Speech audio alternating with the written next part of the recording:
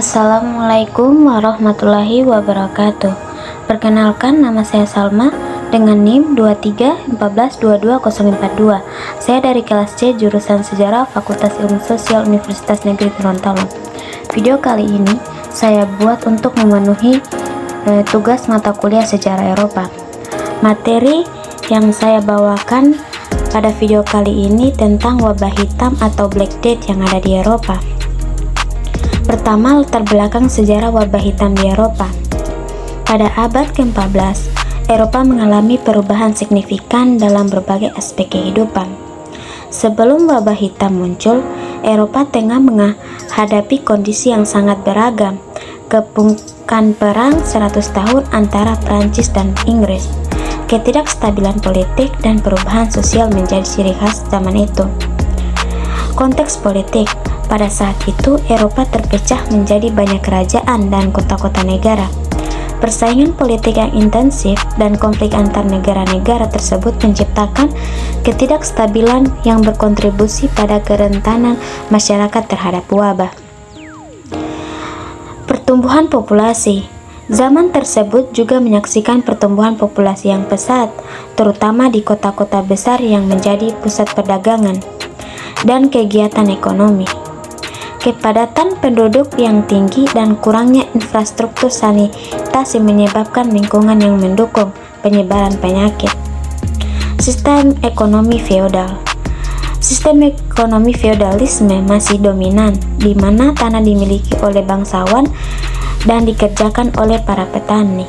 Struktur sosial yang kaku ini menciptakan ketidaksetaraan ekonomi, dengan mayoritas penduduk hidup dalam kondisi yang sulit. Perdagangan dan kontak antar bangsa. Melalui jalur perdagangan yang berkembang, Eropa menjalin kontak dengan berbagai budaya dan wilayah.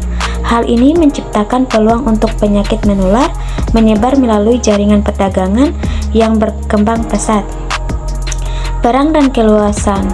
Perang 100 tahun pada tahun 1337 sampai 1453 antara Prancis dan Inggris menguras sumber daya, menciptakan ketidakpastian dan menambah kerentanan masyarakat terhadap bencana alam seperti wabah hitam.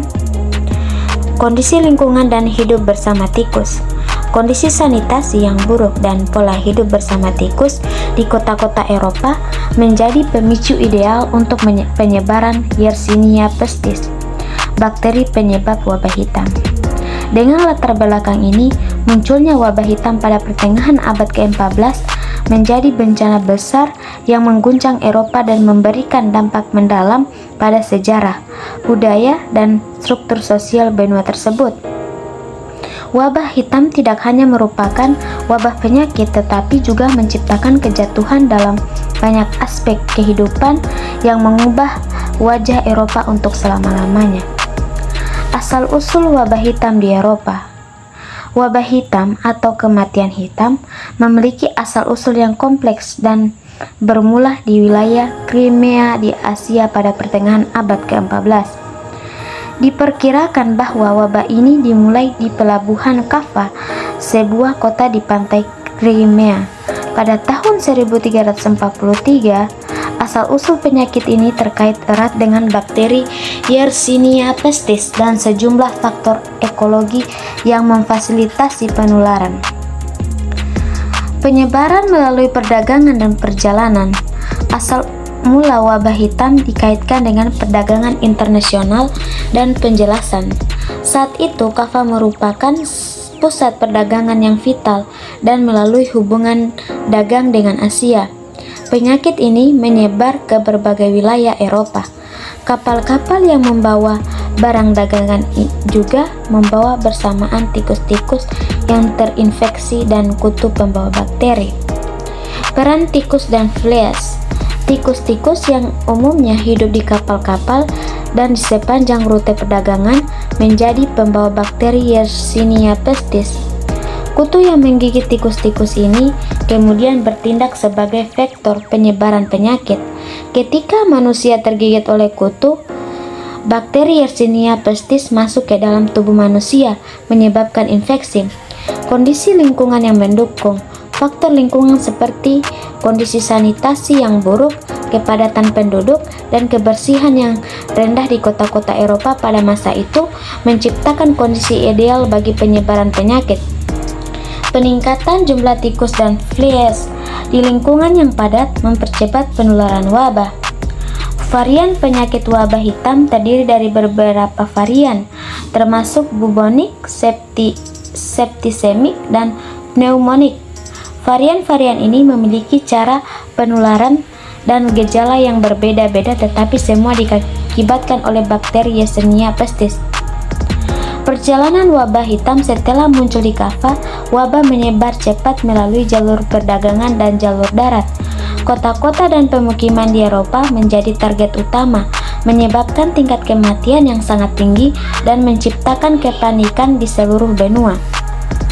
Pemahaman tentang asal-usul wabah hitam memberikan wawasan tentang bagaimana faktor-faktor ekologi, perdagangan internasional, dan kondisi lingkungan pada saat itu berkontribusi pada epidemi yang mengubah sejarah ini. Wabah hitam tidak hanya sekedar bencana kesehatan, tetapi juga mencerminkan keterkaitan kompleks antara manusia, hewan, dan lingkungan. Wabah hitam atau yang lebih dikenal sebagai kematian hitam adalah pandemi penyakit yang melanda Eropa pada abad pertengahan, terutama pada pertengahan abad ke-14. Agen penyebab utama wabah hitam adalah bakteri Yersinia pestis yang ditularkan melalui gigitan fleas yang terinfeksi biasanya dari tikus hitam. Pestis memiliki 3 varian utama, bubonic, septic, dan pneumonic. Penyebaran dan rute penularan. Wabah hitam pertama kali muncul di Kekaisaran Mongol dan menyebar di Eropa melalui perdagangan dan perang. Tikus hitam berperan sebagai pembawa utama bakteri Yersinia pestis dan gigitan fleas yang menginfeksi manusia menjadi rute utama penularan. Gejala yang manifestasi. Bubonic ditandai dengan pembekakan kelenjar getah bening atau bubo yang terasa sakit. Septic, bakteri menyebar ke darah menyebabkan demam tinggi dan shock.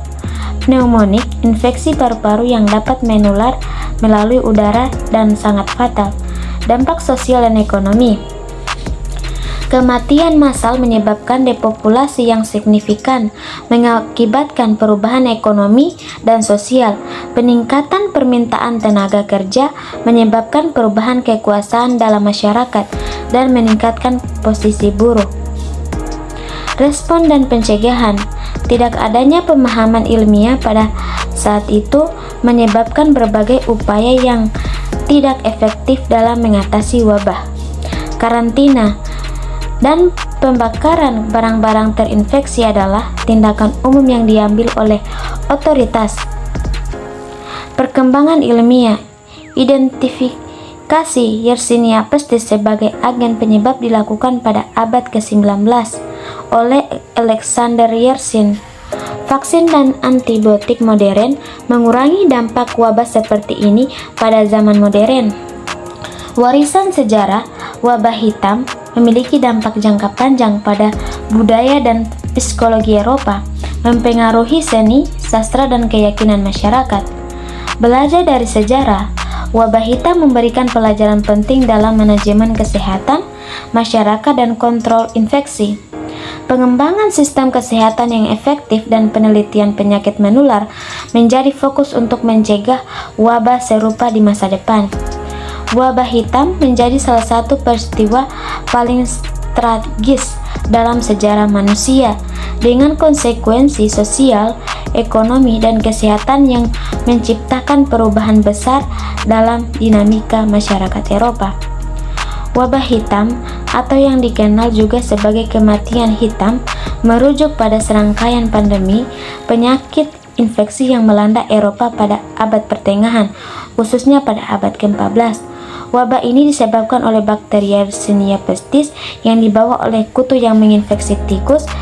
Gejala-gejala umum wabah hitam termasuk demam tinggi, kedinginan, sakit kepala, mual, muntah, dan pembekakan kelenjar getah bening yang dapat berkembang menjadi bisul berisi cairan bernanah yang dikenal sebagai bubo.